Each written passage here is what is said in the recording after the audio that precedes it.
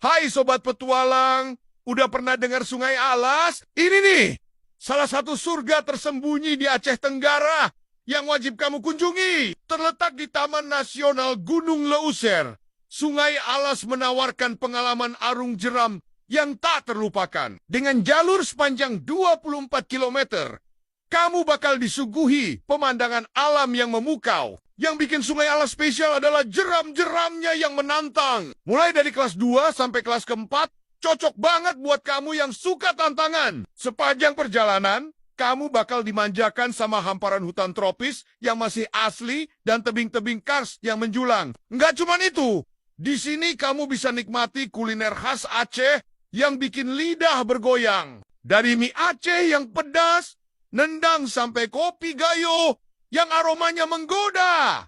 Penasaran kan? Yuk, langsung aja rencanain petualangan kamu di Sungai Alas. Jangan lupa like, subscribe, dan share video ini ke teman-teman kamu yang doyan petualangan. Sampai ketemu di video selanjutnya.